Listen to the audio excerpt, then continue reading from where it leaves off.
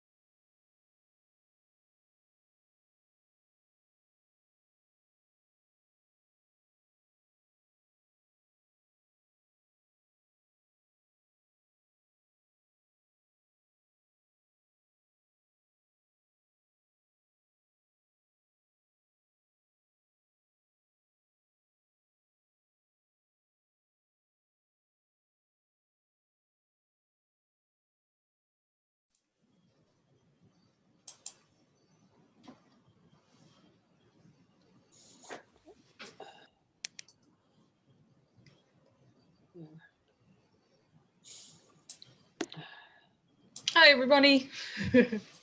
Hi. We're just waiting for folks to join us here. I appreciate you being early. Hi, Ann. Wendy, how are How are you? you? Nice to see you. Peekaboo, I see you, right? Right. We're just waiting for folks to join us here. I appreciate you being early. Hi, Ann.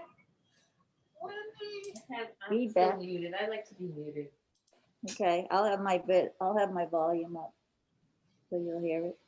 But isn't that just you're talking? They don't hear. I can still hear them. They just can't hear me. Right. And that, Oh yeah, that's right. and that's good because if I cough or sneeze,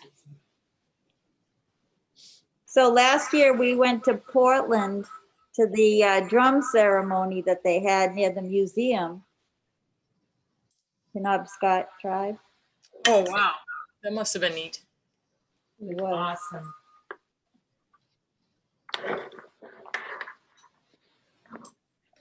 So we have a little group. Here's Annie. Oh, fantastic. And then we're waiting for Nina. She'll be over here. So that's why we're wearing our masks, because we're being responsible people. That sounds like a good idea. Mhm. Hi, everybody. Hi, Dave. everyone.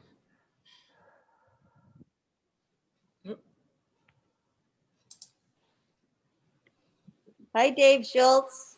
Hello, Wendy. Good to see you. How are you? Doing well. You guys too? Doing well, too. I'm watching with a couple of friends today on the porch. I saw when you showed them, yeah. Yeah. Nice art behind you. Yeah.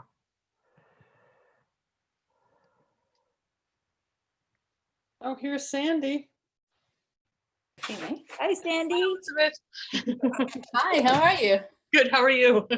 Doing really well. Excellent. I have a PowerPoint. I did get your question about recording, and I think that's fine. Okay, that sounds great. Thank you so much. I appreciate that.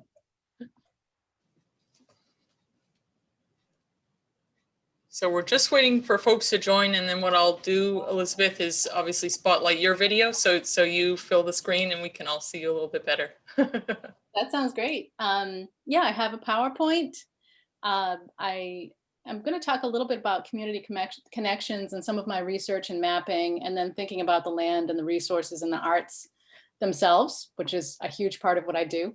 And Yes. then, you know, I have a board with some of my wampum so folks can see my work real time. And Fantastic.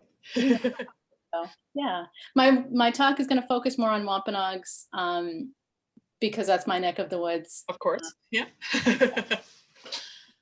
That's great. Hi, Elizabeth. Good to see you.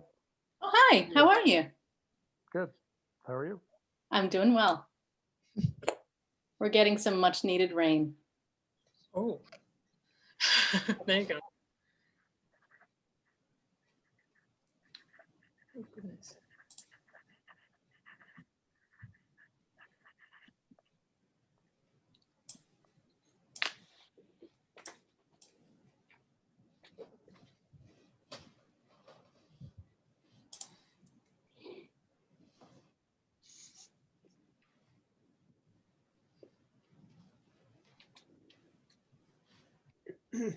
Ooh.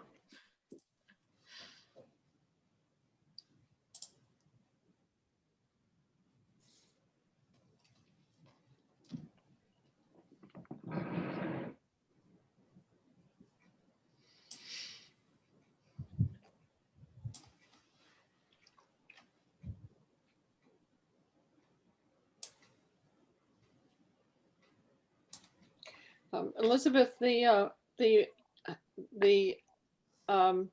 hanger on the wall, the hands Oh, yes. grasping that's fascinating. I've never seen anything like that. You know what? It was a gift. I went to the Research Wallraff Museum, excuse me, in Germany last year. Thankfully, before the pandemic, my friend and I, who was a curator, went they were opening up an exhibit that included some Northeastern Native art, including some of my work. And the museum gift shop staff were really sweet, and they loved my work, and they gifted me this wonderful ceramic, it weighs a ton, it's very substantial, hanger. And I just thought it was really nice. This is a photo of the Charles W. Morgan that I took when it was docked at Fort Adams. And I didn't really want to crowd the picture with a frame, so that just complemented it nicely. Very nice. Yeah. Mhm.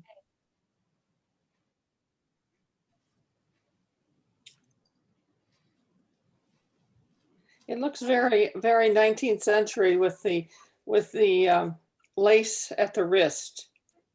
Yes, it does. Yeah, in some ways the beadwork behind me would be sort of classic Victorian era. Yeah. It's not, it doesn't happen to be an antique, but it's from a friend of mine who does Iroquois style raised beadwork. So yeah, it has that look too. And I'll show the rest of my art. There's some Northwest Coast art on the wall behind me too. The gallery view.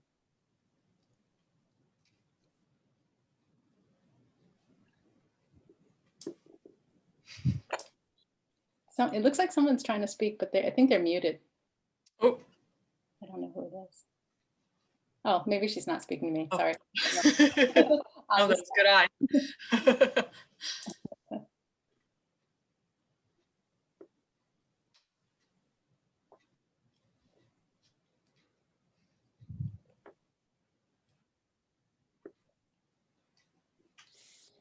Oops. Okay, so since it's just hit 2, I'm sure there'll be more folks joining us. Let's see if I can do that. So just as a reminder to everybody, I think everyone's come in, hopefully, if I did it right, as muted. We were just talking about that. But what you can do, if you have a question, we've left some time for questions at the end. So you're welcome at that point to unmute yourself. And certainly if you haven't turned your camera on and you would like to, you can do that.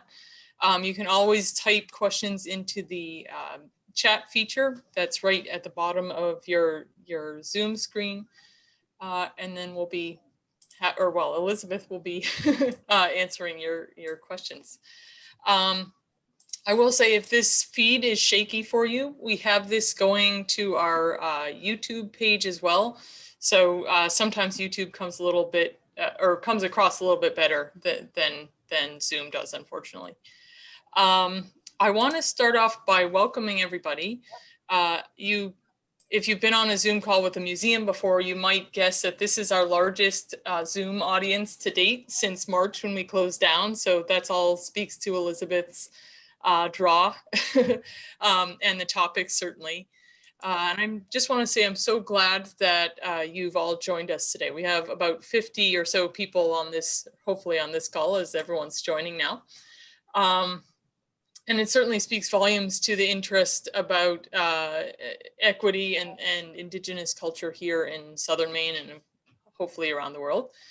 I want to mention that this lecture is brought to us by the museum's Rogers Lecture Fund, and then our partnership with Home and Away Gallery here in Kennebunkport. So I want to thank Elizabeth, especially for taking her time to speak with us today and sharing her perspective and her artwork and her background with us. And for now, I will get out of the way and let Elizabeth take it away. Thank you. Just want to make sure. Yep, I'm not muted. Great. Waniki Sak, everybody. My name is Elizabeth James Perry. I'm going to back up because the lighting by the window is a little bright here in my studio. I'm an Aquinnah Wampanoag tribal member, so my home community is actually quite a ways south of where you are in Maine. I'm right off of Cape Cod. My community is right at the headland of the island, so the southwest end of Martha's Vineyard is where tribal members, go to see our reservation and take part in community events. What I like to do in my talks is talk about the history, certainly, of our tribe and related tribes and trade partners and folks who are our allies in war and things like that, but also talk about the intervening years and our continuance, so our present day practices, who some of my mentors have been, where I gain my inspiration and, you know, the kinds of endeavors that we're involved in today as modern tribal members, basically. So I have a PowerPoint that I'm going to share with you all today. I'm just going to go to screen sharing. Oh, it says host disabled screen Yeah, share. let me remember how to do that. No problem. Just need to get it to. I think I can open up my PowerPoint one more.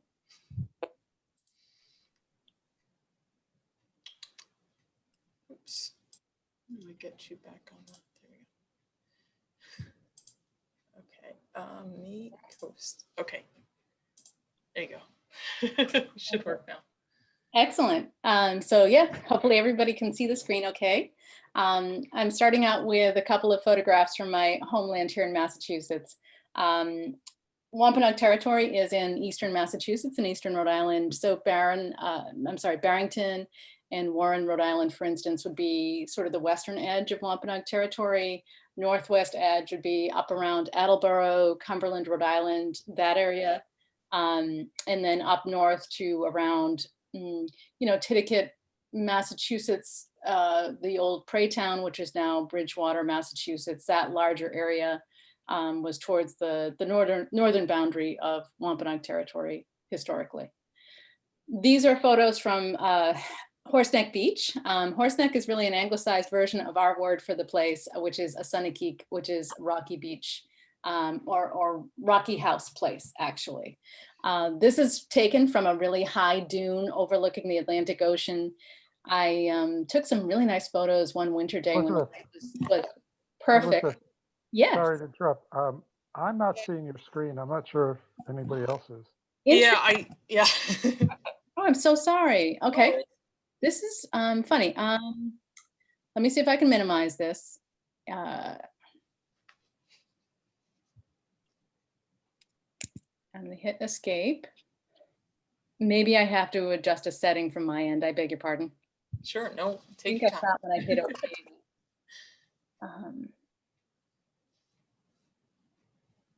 Just one participant can share at a time.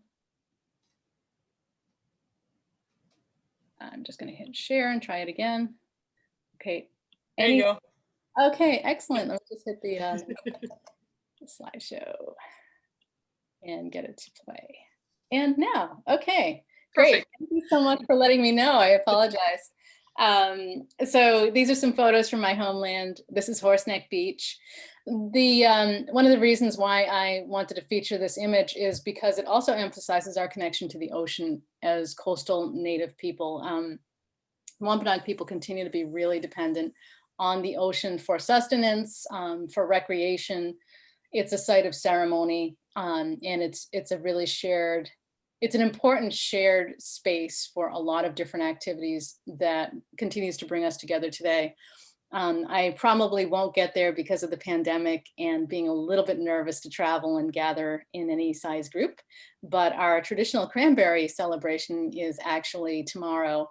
And so normally I'd be hopping in my car, getting on the ferry and going up island. We have behind the dune areas, like here at Horseneck Beach, there are natural depressions that are wetlands, and those freshwater wetlands have beautiful, rich, natural cranberry plants.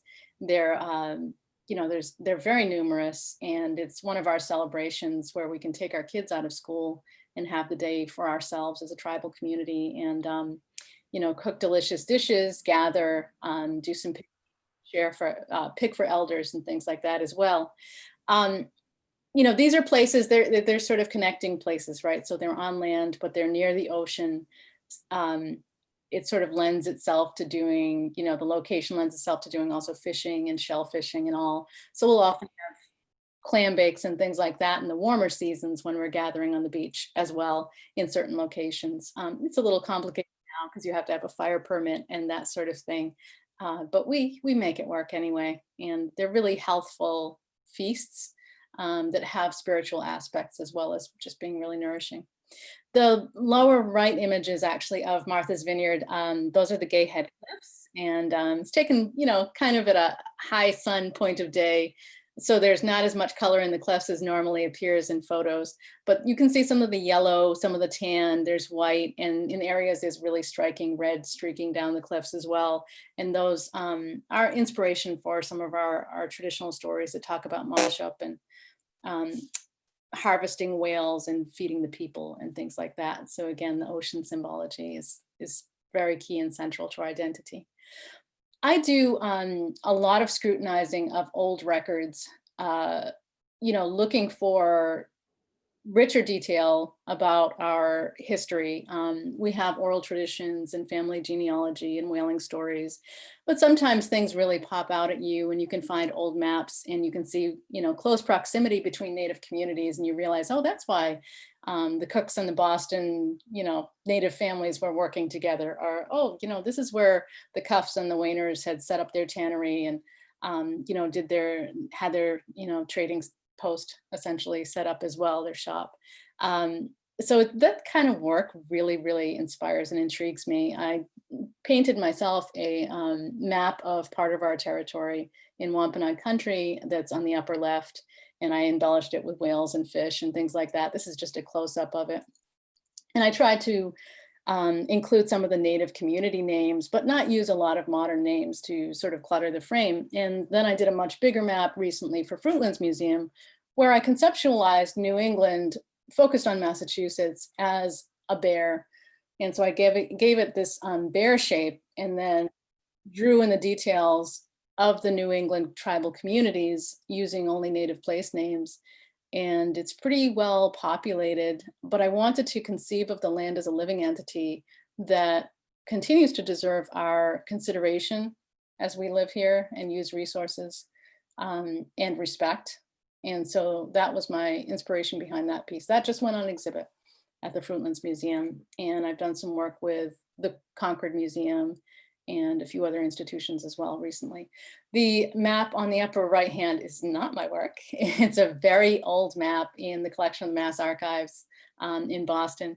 And it's drawn circa maybe 1692, I think, when Martha's Vineyard was going from New York colony jurisdiction to Mass Bay colony jurisdiction.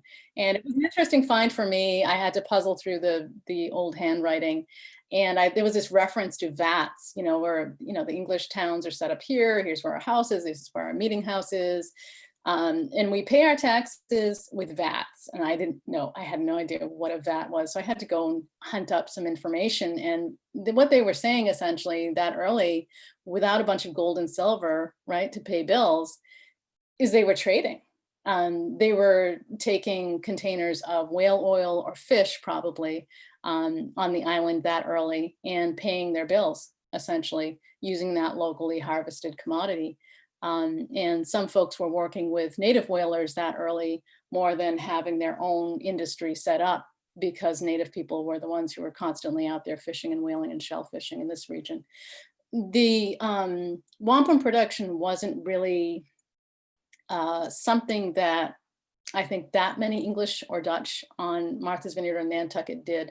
Native people made a lot of wampum for our use and for trade with other communities, but we kind of kept it out of European hands for a while.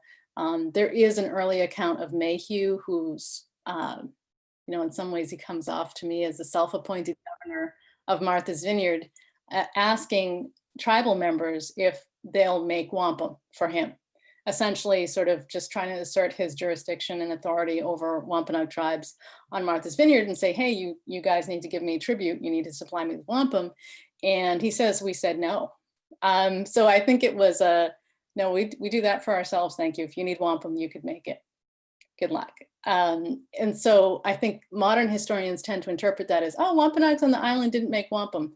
To the contrary, we made a lot of wampum. Families supported themselves actually on their wampum production on Nantucket and Martha's Vineyard, as well as on the Cape and the mainland as well, trading it pretty far into the interior, actually, out even to Canada and the Great Lakes. And so, yeah, it's just sort of interesting to see how folks were paying bills and wampum comes into that, certainly as a currency, but wampum doesn't end up getting used by non-Native people in the ways that Native people use wampum as a social glue for diplomacy, for education, for record keeping and things as much. There is some sort of selective adoption of wampum ceremony, I think, for a little bit of diplomacy and trade, but I think it's something the European colonizers had to do, but they didn't necessarily want to do it, I think, would be a good way to characterize that. There's also an image of a project we did at the Harvard Indian College site at Harvard campus in Cambridge. And that was basically as part of a commemoration of Joel Iacoombs and Caleb Chisachimak, who came from Martha's Vineyard and went to get their degrees at the Indian school in the 1600s. They, both endured a lot of hardship. They did really well academically. Joel unfortunately died in kind of a shipwreck mutiny that happened. And so he did not get his degree. And Harvard finally, 350 years later, was essentially strong-armed, I think, into handing over his degree to the tribal community. And so we put up the We Too as part of those celebrations. We attended the award ceremony. And it was one of those moments where I think, I was a little skeptical that it was as meaningful to our ancestors as it was to us. Like I wasn't sure where that fit into priorities in the 17th century, and I was surprised when I went to the little feast that we held afterwards at Harvard. I was really surprised. I really got a strong sense that someone in the room just sighed and relaxed and felt satisfied.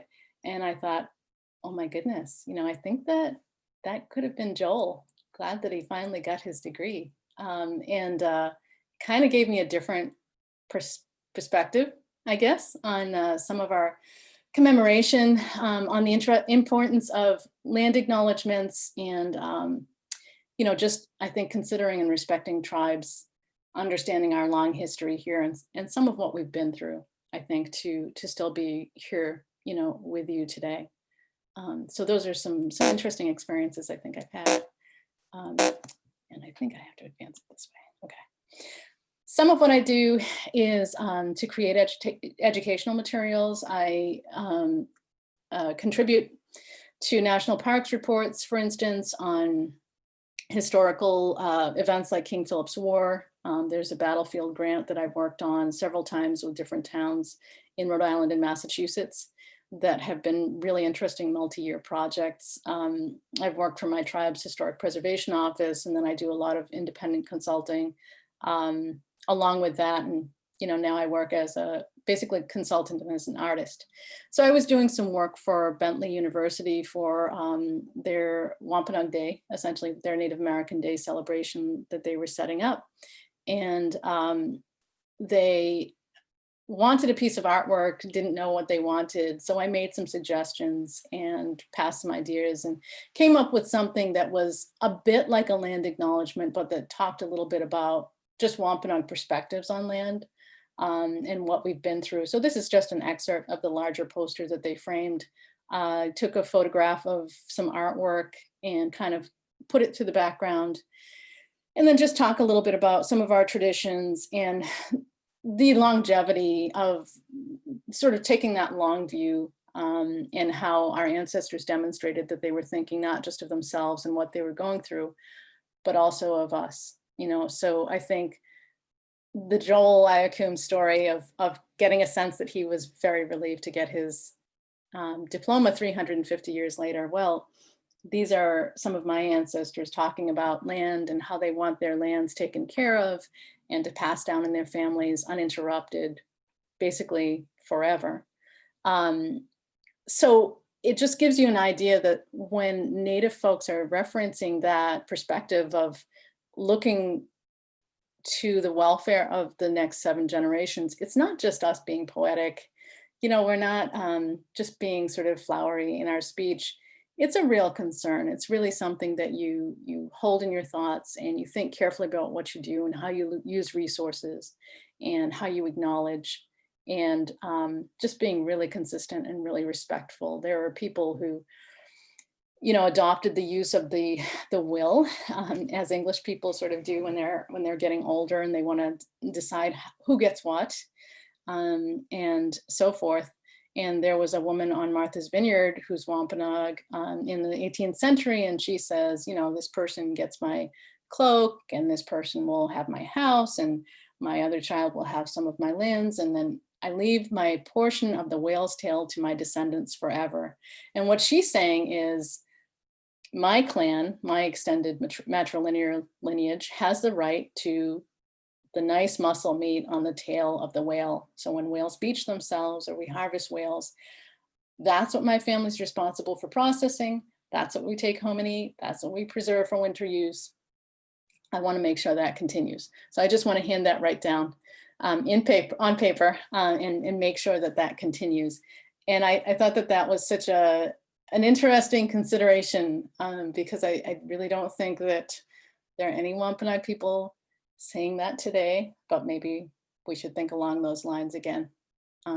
These are some tough times, I think, environmentally, and the pandemic has brought so many things into focus.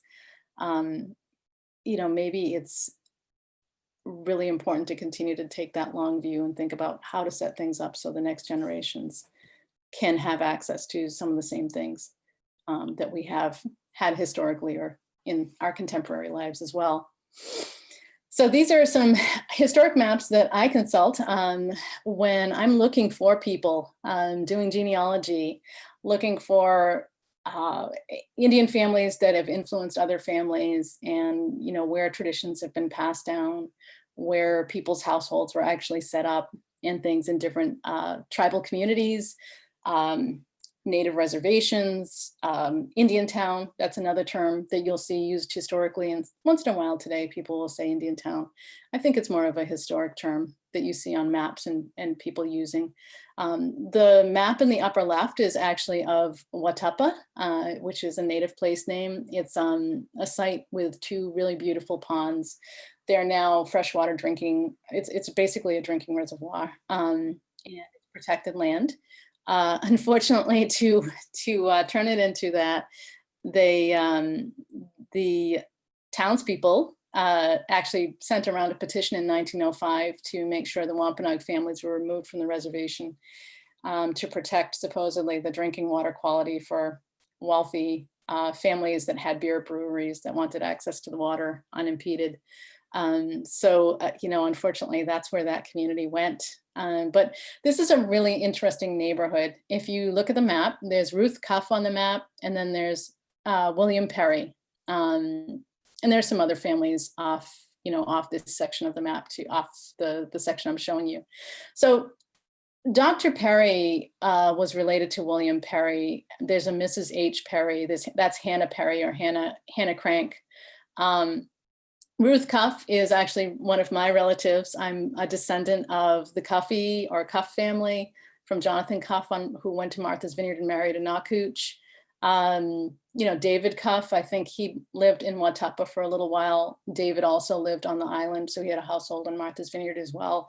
Mariner families, you know, people who were whaling, they were shipping, they were merchants, they were fishermen, tended to move around a bit and oftentimes had multiple residences. Sometimes their kids just lived at their houses. I don't think that they necessarily lived yearly in all of those houses at the same time, or maybe cousins moved in and that sort of thing, but you can find them on different maps. And so I thought this was interesting because a friend of mine actually stayed at the old Perry house at Watuppa.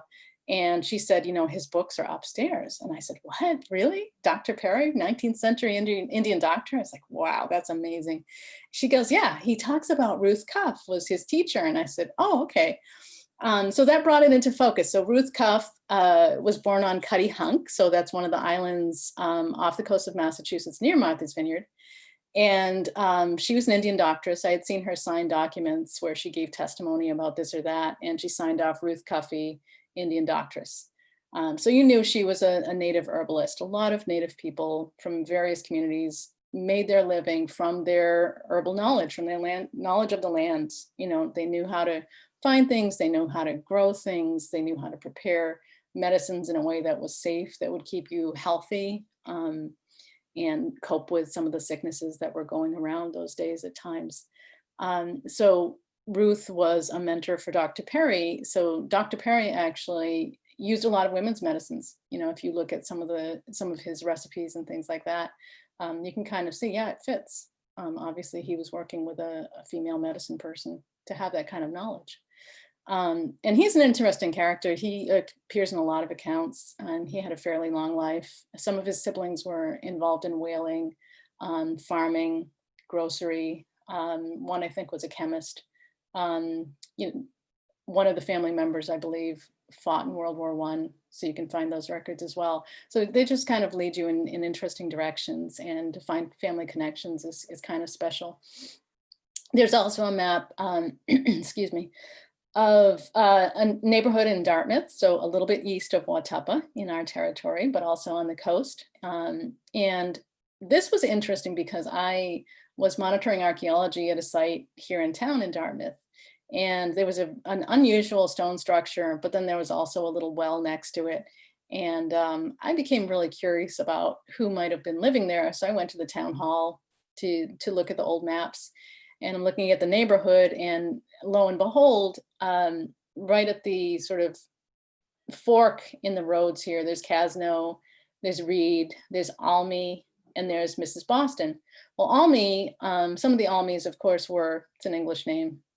They were actually slave owners in the Horseneck Beach area in Westport, but there were also native indentured servants and native slaves in the 17th and 18th century, early 19th century. Some of the Almys that were native came from, working for that family and then taking on the Almy name. So not necessarily blood relatives, but had worked for the family. So that's where some of these very white sounding surnames, Perry, they're definitely not Wampanoag names at all. And then Mrs. Boston, Mrs. Boston was Hannah Cook, and the Boston family, as some of you might know, was a really prominent Native and African-American family on Nantucket.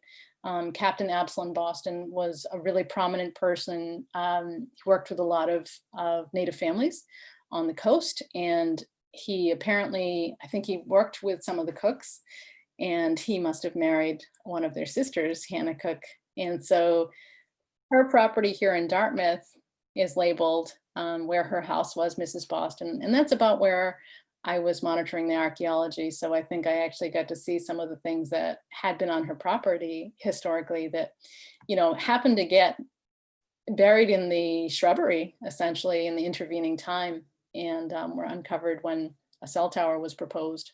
That, luckily in that particular instance, because it was such a historic property and it's a nice environmentally undeveloped area, it didn't go through. So that was a nice find for me. And it's a nice indication of those connections too across the water. And so you get a sense of that.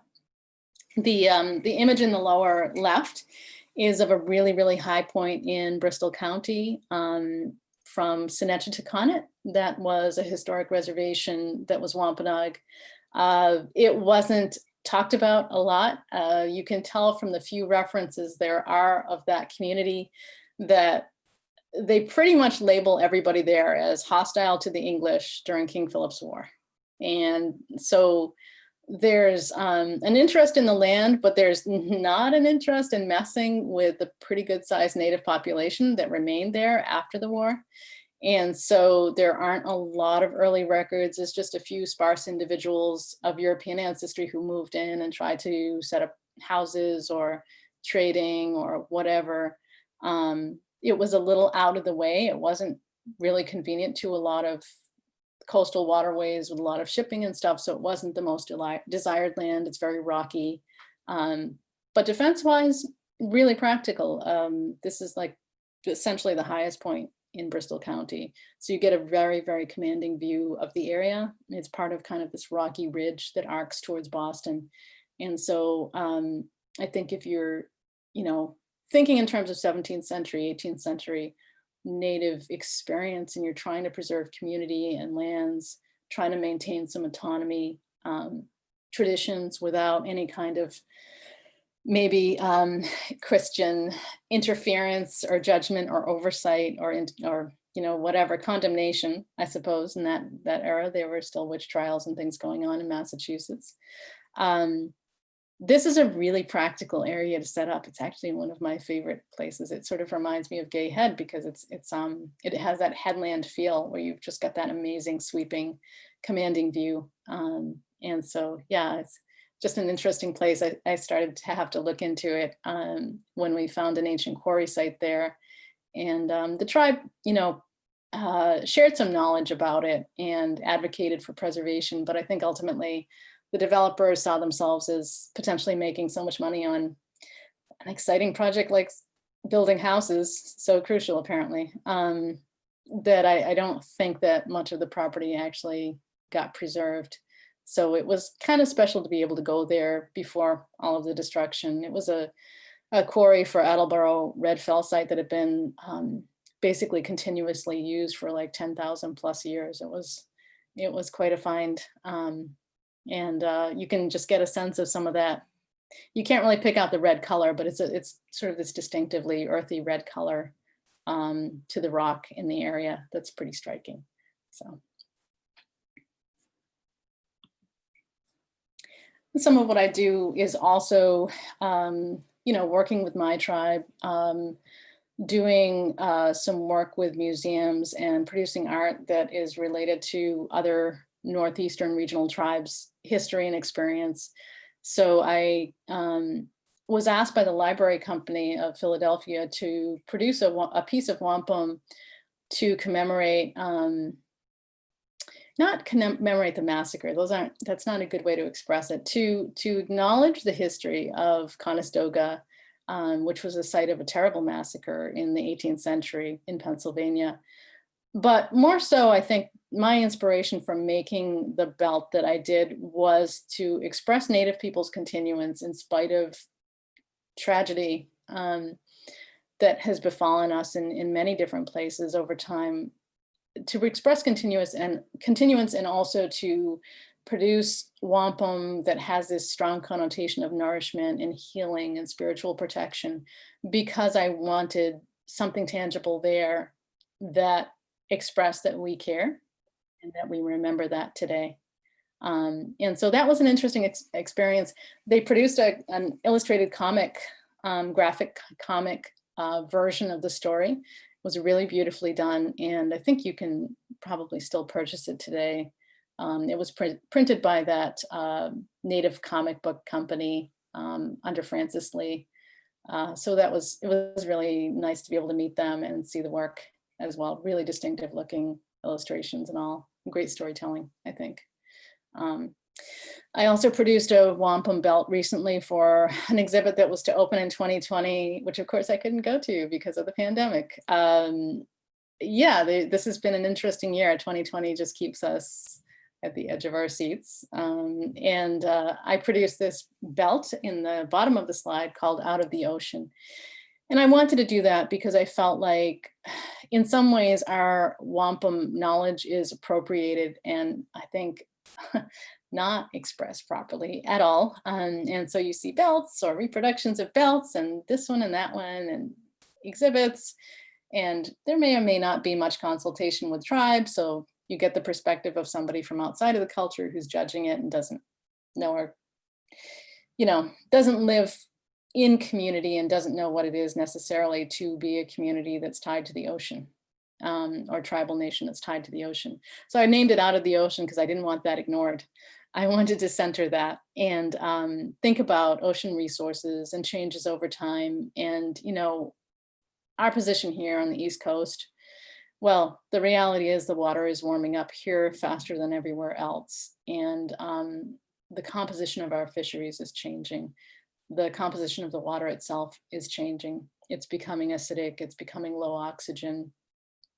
I can't really, in terms of longevity of practices and that 7th generation view, would be hard for me to guarantee that 7 generations down, people are still here making wampum, because I think that the conditions for the quahogs themselves, the shells, the animal that produced the shells, will not be, I don't think that the conditions will be conducive to them doing particularly well or thriving in any numbers. So I think it's important, to mark these times and these changes, and to try to think about ways to preserve culture for the future, not to keep culture stagnant, to understand and acknowledge that things change, but to express the importance of these resources for thousands of years, and that shouldn't be forgotten. And perhaps, by working with tribes, by working with scientists, by becoming much more conscientious, we can kind of change the direction that we're moving in to a very unsustainable lifestyle to something much more sustainable, and maybe it would come back eventually. Maybe 14 generations down, my descendants would find themselves in a better situation, and we could practice some of these things again in a robust way.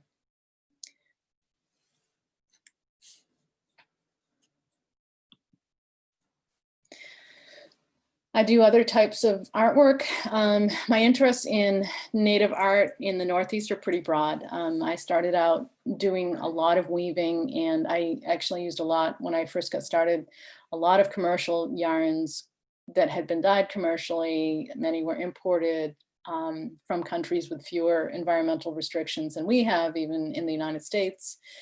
And I found that I was producing some nice art, but I was actually coughing at the end of each day from handling the fibers, and it really made me question what was going on.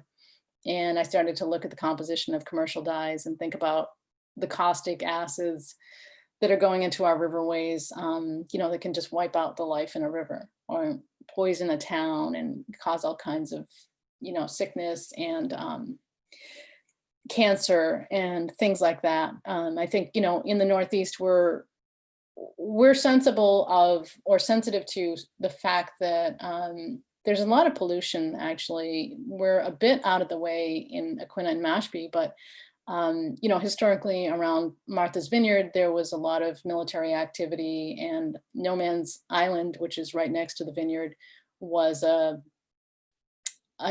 basically target practice for the military for a long time. But there was also experimentation and stuff that went on there. The records weren't necessarily preserved in a way that the full extent of what happened, but let's just say there's a lot of toxins in the area, and dud bombs and stuff fell at Gay Head. So my cousin had a bomb that didn't go off, that supposedly was a dud. I have no idea if it really was, it just didn't go off. In front of her house as a decoration for years, because it wasn't unusual to find things like that. I've been in archaeological sites on Nantucket where they found grenades, and the initial assumption was people must have been collecting grenades in the family. It's not the case, things where there were war games going on and things like that, so you never know what's in the soil. It definitely leaves an impact.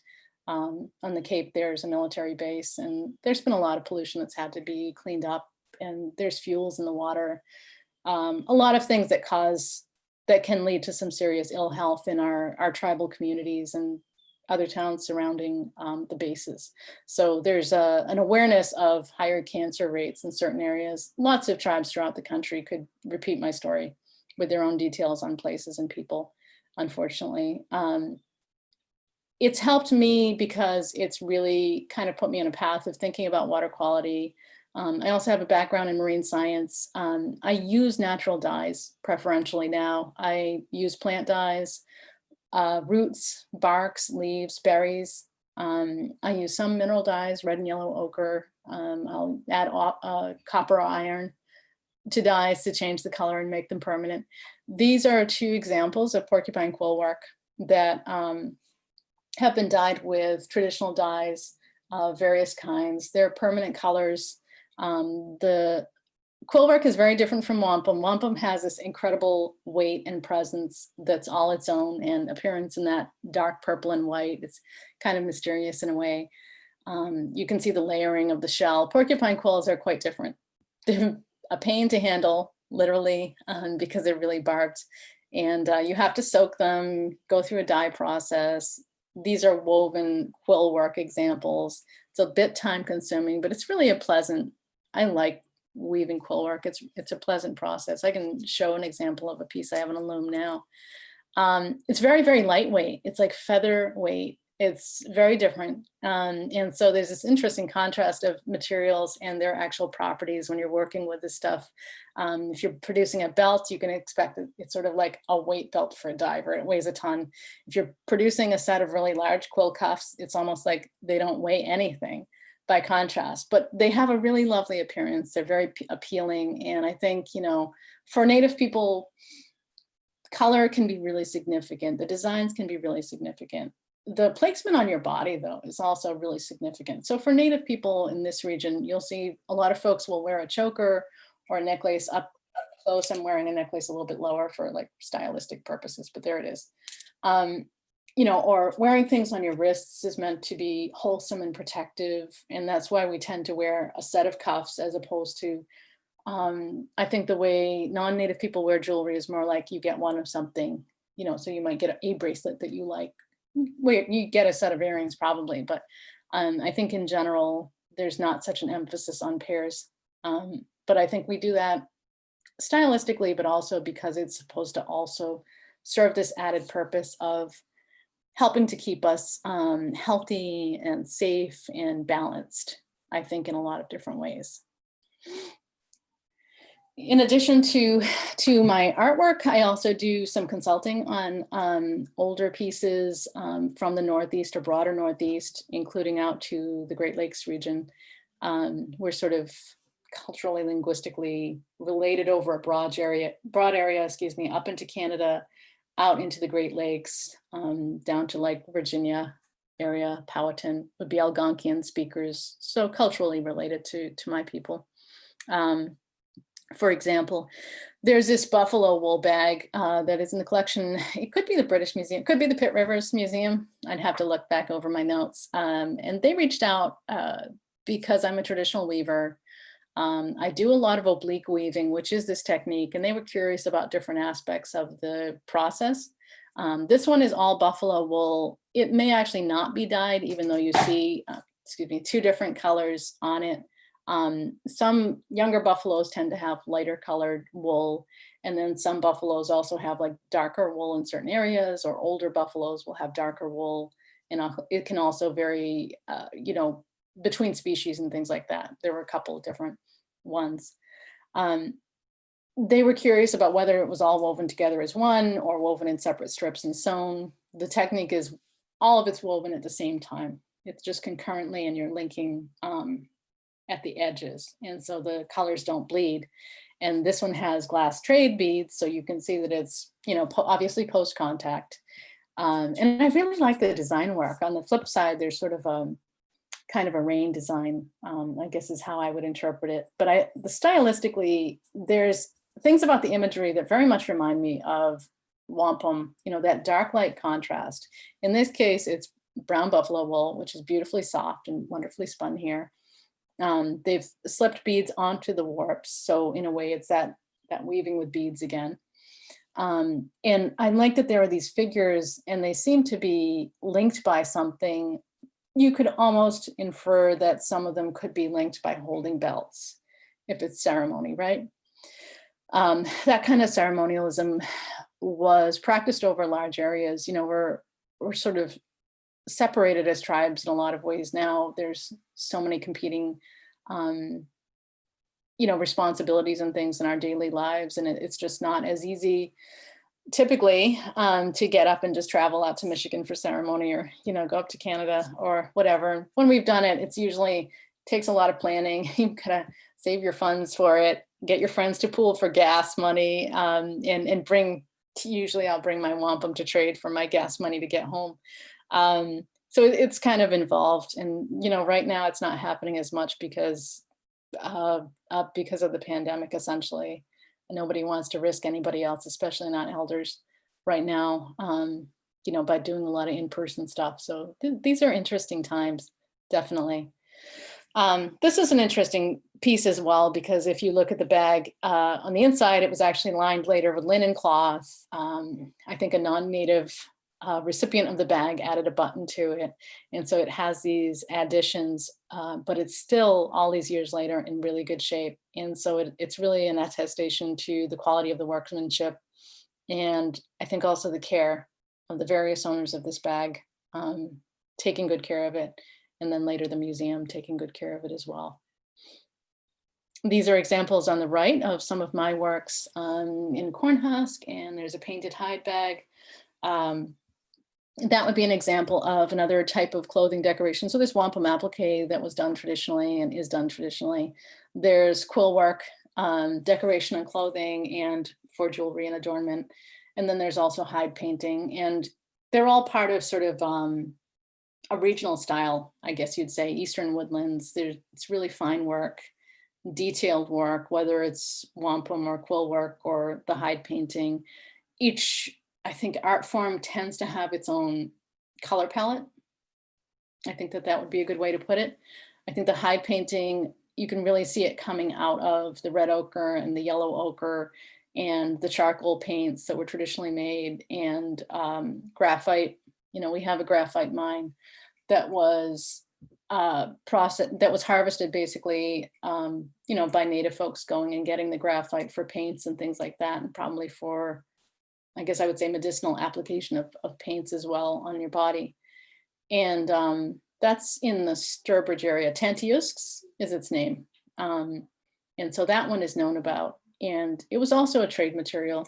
Sturbridge was a big trade center for native people. The Deerfield area, Pecumtuck, was a huge trade center for native people. So you can imagine some of those supplies going upriver and getting distributed from there, for example. So it's interesting to see those kinds of connections and how the materials affect how your end product comes out.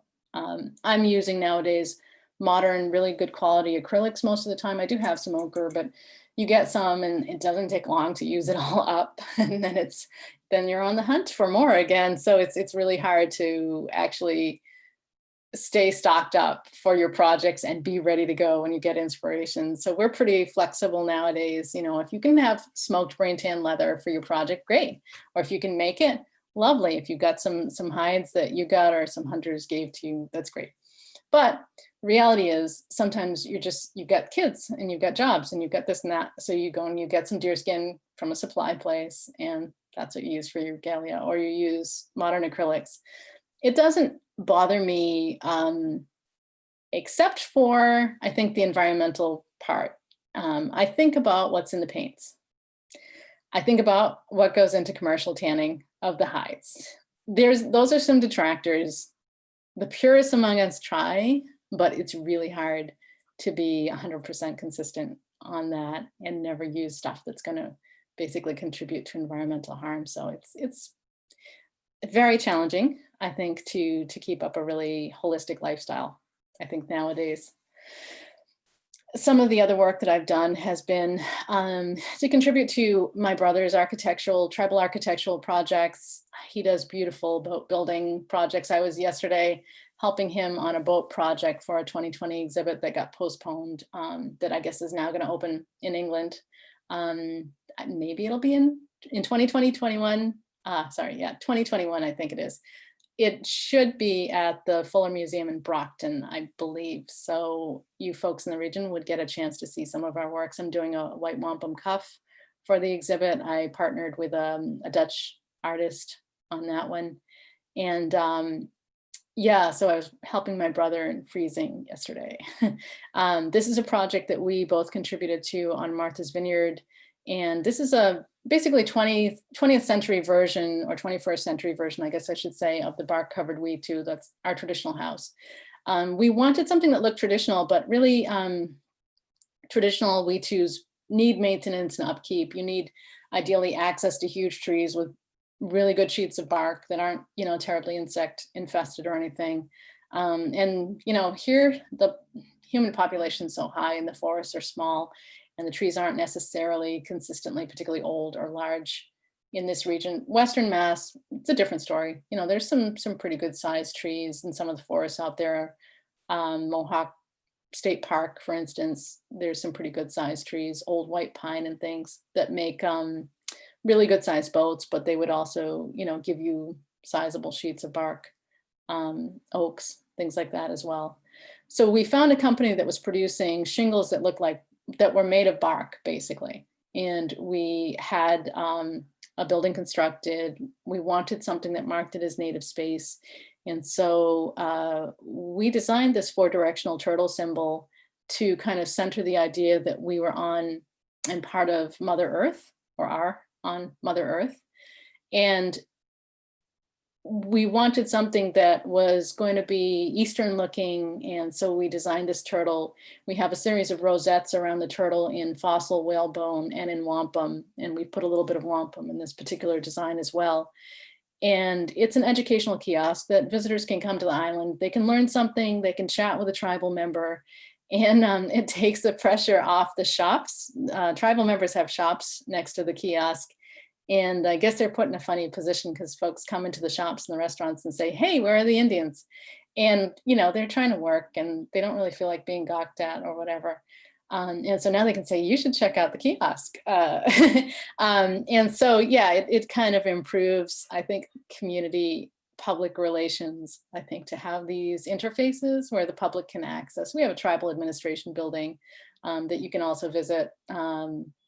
You know, yeah, so we're a presence on the island, but I think there's respectful ways to interact. And then there's like the really odd kind that make you really self-conscious, I think, potentially. So this was our way of trying to mitigate that a little bit and give people some information and perspective. So that's my talk. I want to say thank you to the Brick Museum for having me speak. I think I just butchered your name. Is it the Brick House Museum? I apologize. Okay. And there's my website, and I welcome any questions you all might have.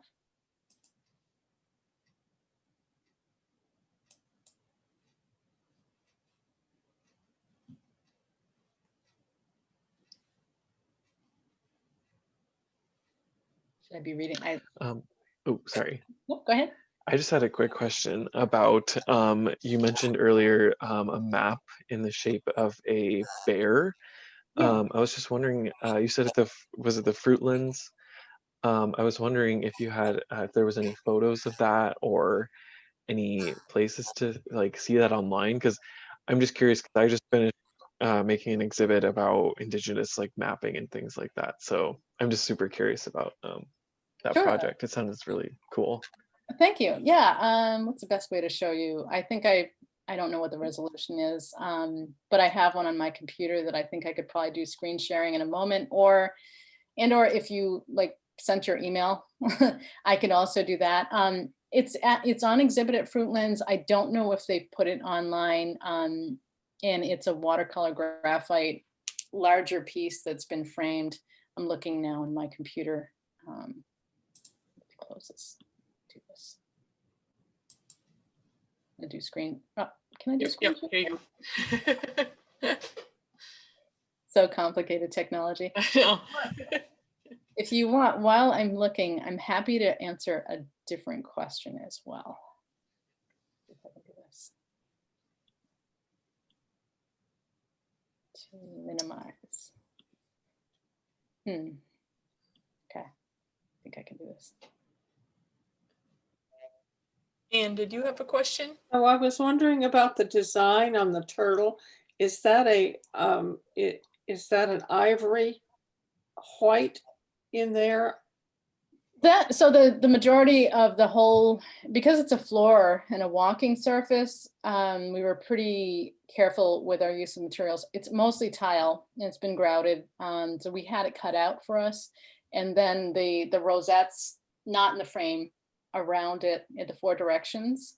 So it's sort of an orientation, kind of it's a method of fashion. It orients and speaks to some of our values. So it's tile predominantly with a very little bit of wampum and fossilized whale. Oh, it's beautifully done. Thank you. Can you see my map? I opened it up, but I can't. Yes, I see it here. Okay, excellent. So you get a sense, I didn't focus as much on Western Mass because it just wasn't the scope of my particular project for them. I'm doing a map actually for UMass Amherst right now, where I'm creating a different bear, but focusing very much on the Connecticut River Valley. And so I'm kind of tackling region by region and then adding as much detail that you can humanly fit without cluttering the map too much. So yeah, so that was a nice project, and it's on exhibit. The museum's open, although I know a lot of people aren't traveling right now. So Thank you for sharing that. Fascinating. Thank you very much. thank you. Mm. Trying to get back to the other screen. This is funny. Let's see. I think that's- Were there other questions? Beautiful pictures. Elizabeth, David here. There was one piece of artwork that I don't think you said anything about. Well, actually, let me back up a bit. Great presentation. Thank you very much. Thank you. Really interesting and important. But there was one piece of artwork that I don't think you mentioned. I think it was on the Bentley University poster, and it was a bag type of thing that sort of reminded me a little bit of Parfleche type of design, but probably maybe your own design even. Yeah, so that piece has an interesting story. So the bag itself is twine, hand spun hemp. It's a long fiber hemp. So it's not Indian hemp, it's actually the imported hemp, but it's really nice quality. And like a lot of plant fibers with the right mordants, it takes the dye beautifully. I wove this red bag and it won an award. I was totally surprised. I thought that I would sort of live in obscurity for decades, but I entered it into the Heard Museum Art Show competition just because I figured I might as well start somewhere. And it won. And I was just like, they didn't tell me. So when I walked in the award room and I was chatting with someone, I said, yeah, I wove a really nice bag. And I said, actually, there it is. And then it occurred to me why it was there. And I was like, oh my God, it won. It's really cool, really nerdy moment for me. The layout is actually pretty traditional. So if you look at early twine bags, oftentimes, but not always, it's not a rigid system. There's often bands of colors, and they can have more intricate designs, or they might simply be nice repeating bands of colors. There's like the dark light contrast thing that comes into our art, as you might expect. And I took the design from a much, much finer bag. I didn't know that at the time. I could just see sort of like the gross morphology and the layout of the three bands, the dark light. For me, they almost look like a Thunderbird design and lightning design in these bands, sort of conveyed in sort of geometric form.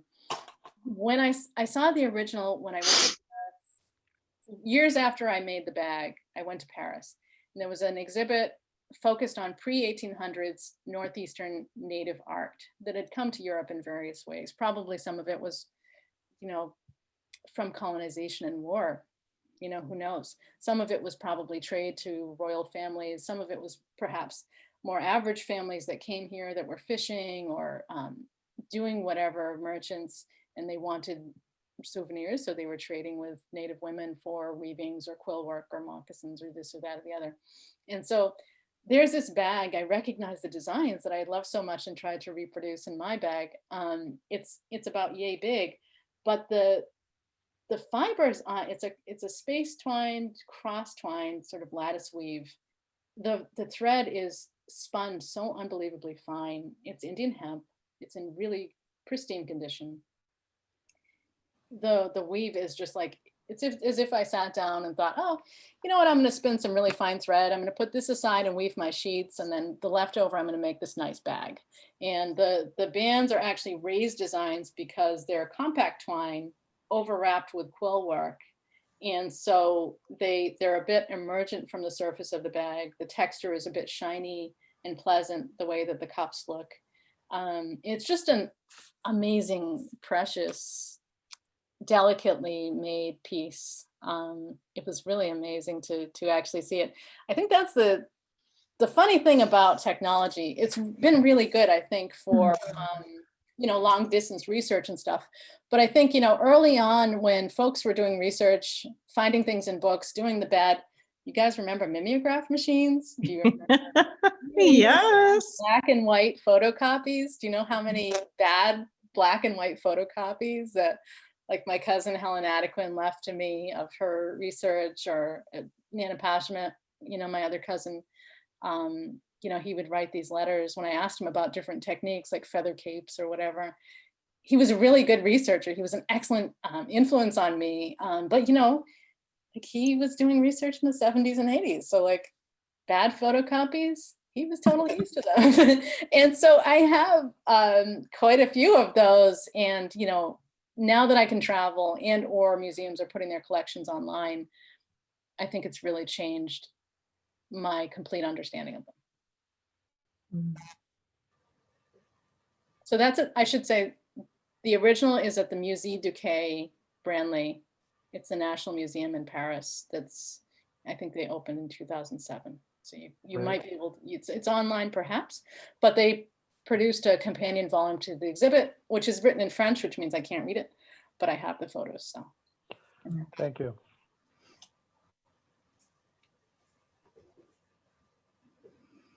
Does anybody else have any questions? Can't see everybody, so if you're waving your hand, I apologize. Someone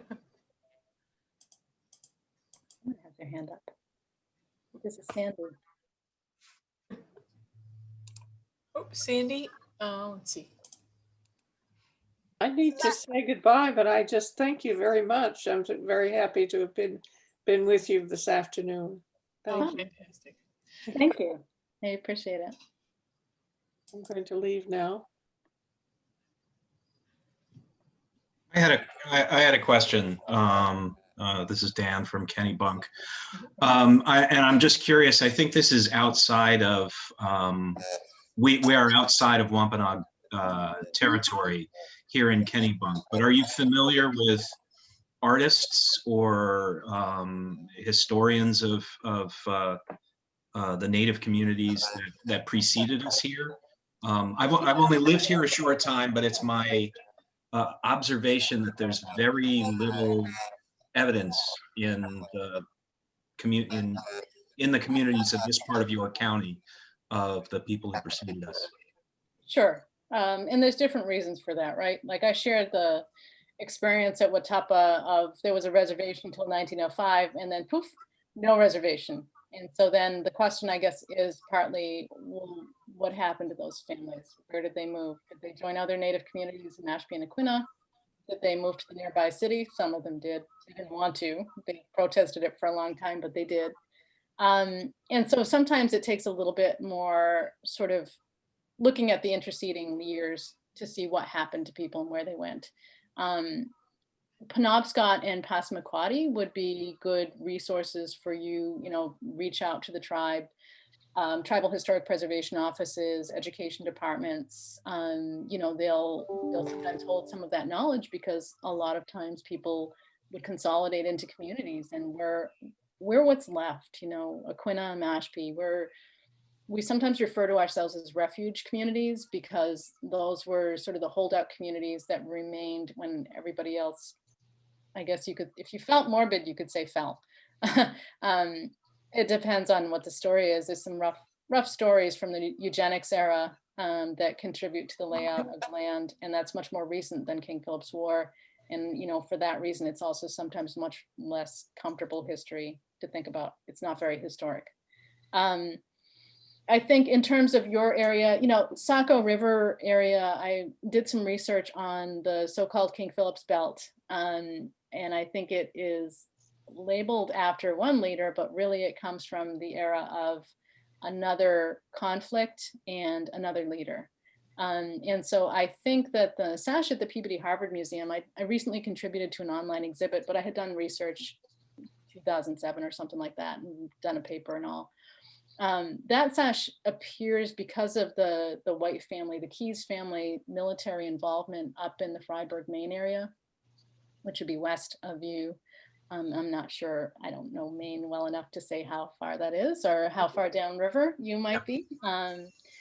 But, you know, those would be some related, Pequacook, Pennacook would be some related folks, perhaps a bit more inland than you're looking, but related nonetheless. And people moved and people came to treaty and conference sites in different areas. So you can look at Indian petitions and treaty proceedings and things like that. Radcliffe has a wonderful online collection. They've been digitizing Indian petitions, mainly from Massachusetts, but there's actually a lot of tribes that are represented. There's Penobscot and Passamaquoddy, Wampanoag, obviously Nipmuc, Stockbridge, Mohican, and so forth. And so you can find some information there. Yale Indian Papers Project was another one. So these are free online collections of historic material where you can type in subject areas or correspond with some of the archivists. I worked for a while as an archivist on the Radcliffe project. I think Northeast Indian Data Portal might be the Yale Indian Papers title. Radcliffe has the, I'm blanking on the name of it, I should know. But you can find it. Dan Carpenter is the person who's running that project, the professor. So those are interesting resources. And some of them reference whaling, and some of them reference indentured servitude and all kinds of other things. Diaries can be important resources. I don't know what you have in your collection, you know, but those can really, Connecticut Historical Society ages ago did a really interesting exhibit where they had excerpts from a young woman who was of English ancestry, but she had neighbors who were Connecticut native. I forget if they were maybe Mohegan or Tunguska or something like, I'm not sure. I don't know if they were Housatonic.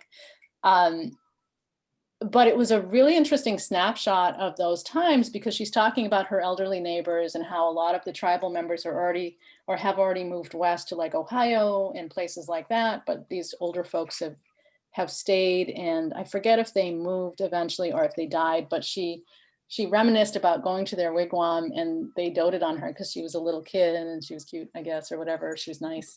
And so they'd feed her special foods and make something for her. And she really soaked up the attention, I guess. But she also, I think, appreciated their kindness and, you know, traditions and stories and things like that. So she took the time to write about it in her diary. There were also townspeople who remembered that there was a native tribal leader originally from Connecticut who moved out maybe to Ohio or Indiana to one of those kind of intermediate communities before folks went all the way to Oklahoma or Wisconsin or one of those other places. And he would walk back to Connecticut every so many years to take care of the tribal burial grounds, make sure everything was neat, pay his respects, probably do some ceremony, that sort of thing. And he would stay in or by this tree that was huge, that was hollowed. It was like an old sycamore that was hollowed out, size of a house, basically. And so, you know, these sites of memories, they can be that's pretty modest. But I find them really rich and they give a human face to the history that dry history books on the Kennebunk area might not. So those are the kinds of things that I like. You know, and I think working with tribal communities and getting tribal perspective, working with Native consultants, having Native instructors come in or encouraging Native folks to write even about historical things, it's really important because then we get rid of some of the stereotypes and some of the bias that I think are so common in our textbooks in the, you know, grade school and college level area. So. Thank you.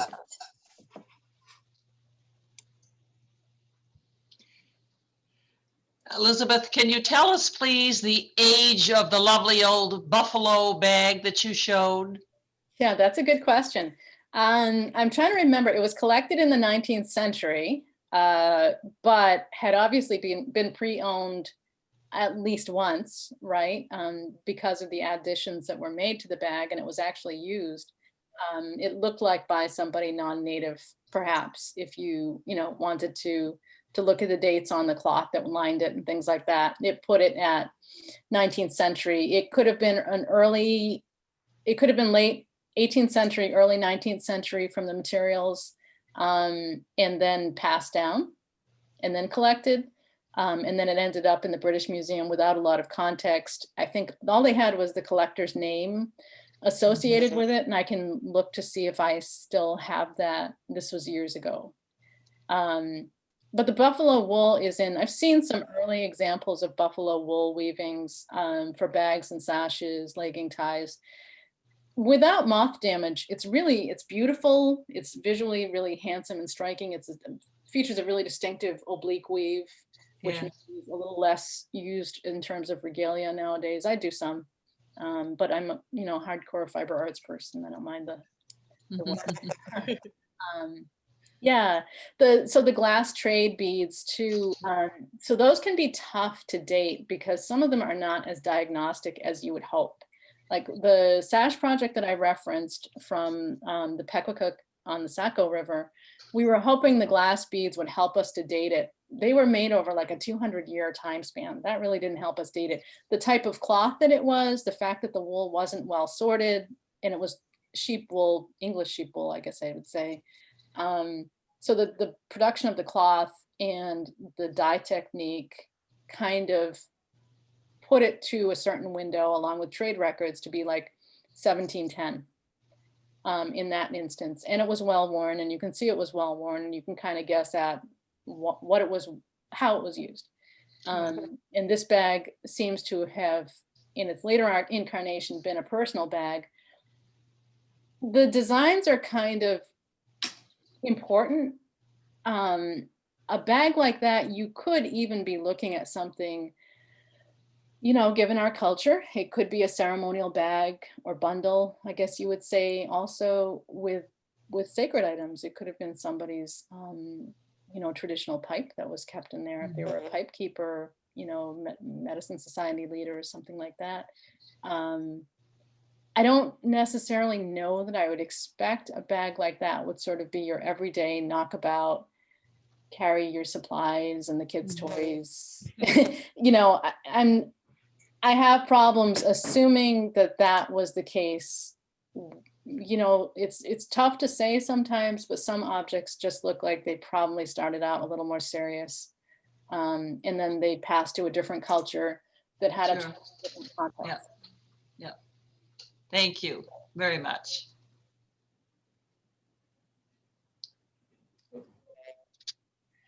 Elizabeth, I have a question for you, and again, it's more of a broader one, but I was just so impressed with it when I saw it. When I was helping my sister move to Mashpee last year, I came across just those general, you know, welcome to, you know, any town USA signs that usually say the settlement date or something. And for Mashpee, I think it was them, it underneath saying welcome to Mashpee, it said either home of or land, I can't remember, of the Mashpee Wampanoag. And it intrigued me simply because I hadn't seen that kind of public town acknowledgement before. And I was wondering if what your thoughts are on that, if you know the background of it, and then if you know of any other places that have done something like that. Sure. I think in different communities, there are and were different signs. Yeah, the one with the arrowhead is the one I'm thinking about in Mashpee. Yeah. It's been there forever. I mean, I'm not that old, so I suppose it feels for me like it's been there forever. Yeah, you know, I think Native communities, you know, we tend not to think of ourselves, at least, as hidden. And we also, I think up until more recently, like people came to see Native people and buy Native made things. I mean, the tourist industry for us in the 19th century was a boon. I mean, we had inns and we had restaurants and we had artists making things, and Gay Head Pottery put people through college, and we did beadwork or all kinds of things.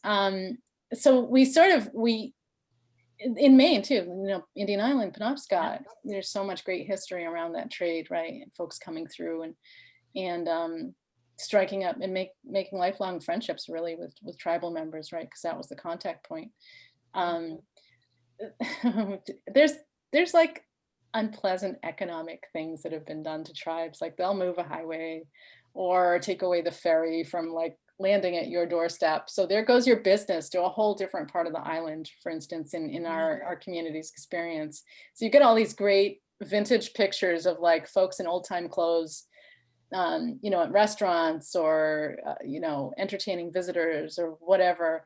And I'm like, well, where is that now? Geez, you know, it's really different. It gives you some insight. So I think those signs were really common, but I don't think they've all survived. Who knows, you know, what happened to them. I think at second Watapa, which is like I shouldn't insult the ground, right? But like the land that was given to tribal people to replace the original gorgeous Watapa on the beautiful freshwater ponds with the wonderful diverse forests that Native people maintained and the maple sugaring stands and all the good stuff, right, that we lost.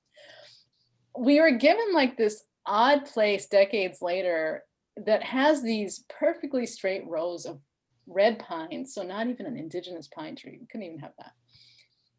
There's not like a lot of drinking water right there. It's kind of, you had to dig this deep, deep well just to have something for us to have a little community gathering space, right? And we had signs that had a wolf and it said, "Welcome to Watapa, land of the Wampanoag."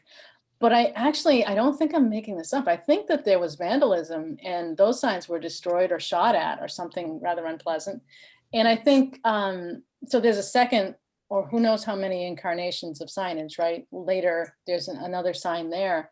Now, it'd be interesting to sort of look at those over time and see how the designs have maybe changed with each successive artist and graphic artist who's worked on them. But I think that those were really common. I would kind of assume that they were in Stockbridge, Mass at the Mohican community, and I would assume that they were in other tribal locales as well. Yeah. Thank you. Anyone else before we sign off for today? I haven't been checking the chat. I'm bad. I know, I think it's a lot of thank yous, so. Yes, thank you very much, Elizabeth. Thank you. Thank you. I don't see any more questions. So. Yeah, I think we're good. So I want to thank you, Elizabeth, once again for sharing all of your artwork and your background with us. That was wonderful. And for folks listening in, you still have questions, you're more than welcome to email us here at the museum and we can either reach out to Elizabeth or get them answered for you, depending on what you're asking. So thank you to everyone for watching and participating, and we'll see you soon once again here at the museum. Thank you, Elizabeth. Thank you. Thank you. Thank you very much.